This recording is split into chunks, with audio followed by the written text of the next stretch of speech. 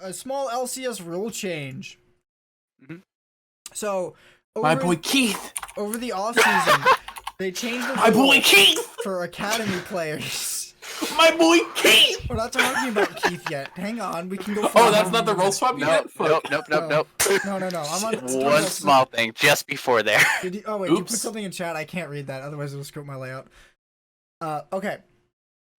So Send it to me, Haymant. I can read it. there's a rule change in the I LCS. think I did. I keep losing my train of thought. Where academy teams are now allowed to have. Oh, I thought you said a role swap. No. Not a rule. Oh, that's why I started yelling about Keith. No. Academy That's teams not are me. now allowed to have one OCE player one emerging region player in addition to their other 2 imports from major regions. So I like that.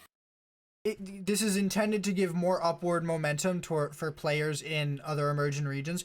Right now, we've predominantly seen it grabbing players from OCE to NA, probably because there's no issues with the language barrier, like you would if you were to grab a Brazilian or like a Latin American champion player, or a Turkish player. I don't know how common common English is in Turkey. Mm-hmm. Also, we're not grabbing LMS players anymore. No, siree. No. No. Not gonna happen again. Vietnam already happened once. It's gone. So, what do we think? Good, bad, ugly, different? I'm kind of I like it. towards this.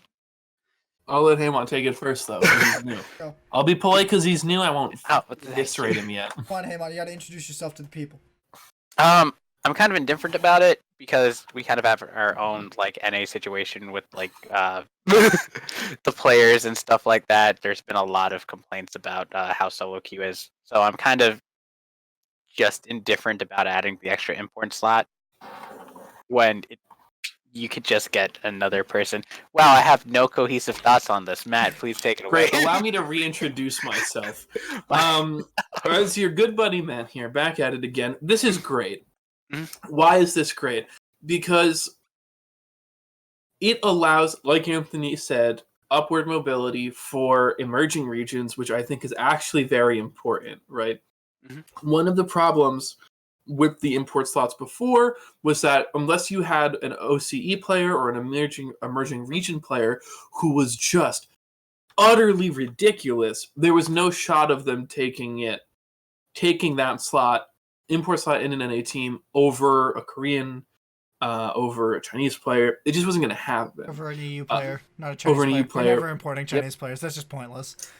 That's true. But, like, you know what I mean? Like, it's just, it wasn't going to happen. Partially, I think, because of the reputation of emerging regions, and partially just because of the talent pool in these other places being so deep. But having this slot open allows us to sort of move our interests outward, look to emerging regions, and start bringing people in, at least kind of slowly, which even if they go back, then they have major region experience, and I don't think that that's bad for the emerging regions. I think it's good. I think it's good for our league, and I think it's good for the competitive community as a whole. And this is exclusively for an emerging regions team. Like, you can't get it from a player from LCK and fill that extra slot. Correct. No, you could not. You can only have 2 players from major regions and an additional player from emerging regions. But emerging region players will also fill the other slot. There are only a few regions that are agreed with this rule, and this rule is only for NA. Like, this is an NA exclusive rule. So that's why the main rosters haven't changed, because it can only matter for farm rosters that are never going to play at an international event. Because it would be really stupid if an LCS team had an OCE support and 2 Korean mid laners and top laner, and then went to like MSI and they had to swap out their support or something because of whatever. That would just be dumb. Yeah. Okay. So I honestly don't. I feel like I'm kind of torn about this because I think it is good for the emerging regions. It'll probably bring a lot more competitiveness to regions, especially like OCE, which is a very, very small server of only probably a few 100,000 people that play regularly. But I feel like this will seriously continue undermining like NA homegrown talent. because if you're increasing the options, now I don't think this is increasing it by a large amount, but if you're increasing the options for people to pick players outside of NA and not increasing NA's competitiveness really, then it's just gonna harm NA's solo queue even more. So I can only think bringing more pros to play on the NA ladder would probably be better. Like if we were able to just uproot the Brazilian league and just put it all in NA, it would definitely add a whole nother like 50 good, at least 50 decent players to the ladder to help fill out the challenger. I think that that's a legitimate concern, but first of all, it's only one player on the academy team. So right, but that's the spot that should be taken up by resident. That should be taken up by somebody who. No, but it will be if here. the resident is good, right? And then you also have to consider the fact that, right, like who's going to get imported? Is the starting mid laner of the top OCE team coming to only play an academy in North America? Probably not, right? Like, probably not. No, I think that's exactly who you're going for. I think BRTT probably got several offers to play on an academy team in NA this year.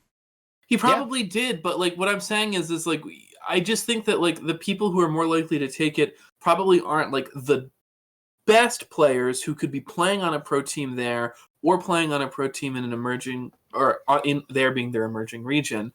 I think that if you're of a high enough caliber to like go to international competition to perform highly, then your career trajectory isn't like NA academy, right? It's so like when you're thinking of like Ryoma to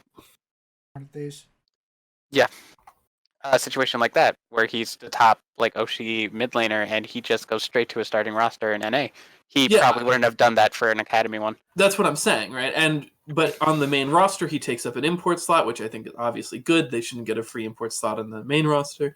But I just don't think that like it would be it's as appealing to people who could just be getting on main rosters. So this is for like lower, like mid-tier, lower tier OCE players. And then if you're taking those players, you would also be considering what might be low to mid-tier NA players, right? Like but low to mid-tier OCE players are basically like low masters, grandmasters just low masters, high diamond players. Like I'm not even joking. They're not that. No, I know, but that's what I'm saying. Is like that's why I don't think it's that big of a deal, right? Like I might be wrong, right? Like we might see that in a year, every single team has an OCE player on it or on their academy team, but I find that relatively unlikely, and I just think it's a good thing to have so that when you do have potential talent on an OCE roster, maybe not as proven as BRTT, someone who's like up and coming, bring them in, see how they do in academy for a year or two, and then give them the roster spot if they do well. But I don't see it as being like a huge siphon. I do think you're right that we need to look at how to increase the competitiveness of NA and increase homegrown talent. I think that's a perfectly legitimate point, and I totally agree with it. But I just don't view this as like a substantial harm. Yeah, I don't think it's the major blow that's going to derail the ladder. Make us a fucking emerging region. Oh, that'll be the fucking TSM playing like an emerging region team, bro. No.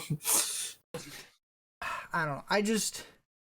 I want teams to focus on picking local talent over international talent, especially when it comes to the academy scene. I for one don't think there should be any imports allowed on to be playing as players on the academy league. Like it should not be a spot for somebody to sit to get their green card or their visa or whatever the hell until they can play on the real roster without. I actually think that I think it's more fine in the visa case.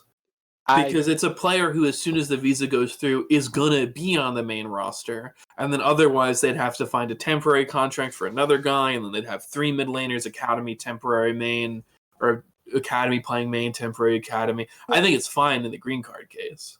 Or the visa case, rather. I'm not talking about temporary visa, like a lot of them get to work here. I'm talking about, to become a NA resident, whatever the hell that... Oh, I see. All right. Like I don't want the academy to become a thing for that. That should never ever be a viable thing for. I think the academy is fine to have it. So what I think the academy is useful for is actually like for having a robust 10-man roster. So I don't view people listed as academy if they're not, or if they're imports, as like a huge problem, because I view academies as like optimally used as being a 10-man roster. So if you happen to have a couple weeks where your import players are on academy and your the non-imports are on their main stage, and that's why, like, I think that's fine, right? And so I think if you're going to view academy as like an ideal thing, like I want it to be like as a 10-man roster, then I think it's totally fine to have some imports in there, because it's just like it's not your 5 and your 5, it's your holistic 10. Sure, but at that point, do you really need to bother with having it as an academy team? Like I was saying, my idea of an academy team is like, this is where we farm our talent. This is the what is it, the AAA league for baseball or whatever, the minor leagues. I don't watch. Yeah, There's like there are like 50 tiers of baseball play, dude. I have no idea. So whatever, this is supposed to be the minor leagues. This is supposed to be where you farm your players, you train your players up. Sometimes you'll send your major rosters up, say they're training an injury all, but that doesn't happen very much in esports. Like, that's not the same kind of. We don't have the same kind of injuries. But like. No, but you have Greg missing like a season. It was half the year, and it totally derailed TSM. But that's besides the point. Mm-hmm. I just, I want a better way of growing talent in NA, and that's just, I just feel like this is a step in the opposite direction of that, and that's not a good indication of what Riot want, like the people that are making decisions for League are gonna do in the future. This is from. Are we done? We might be, Matt. You have to do something first. I just want to know if can you take us on home? Yeah. I think I can. That's gonna do it for the first episode of the legendary League of Legends podcast. I forgot to do this at the beginning of this episode. Fuck. After these first 3 preseason podcasts, the preseason trilogy, of course, the original trilogy, all episodes will be uploaded to a dedicated channel that'll be linked in the description, called Legendary Podcasts. I don't think you can Google search for it yet because it hasn't posted a damn thing. But yeah, so you can go there. If you need to find it right now, you can go to my YouTube channel and look under the extra channel things. It's going to be there. Besides that, catch us probably at 7 o'clock on Tuesdays, because I bet you the change is going to be that Monday night has games on it, so we're not going to be able to stream then if we wanted to. And also we can't. Yeah. All right. And have a nice night. Have a good night, fellas. Yep. Oh my god.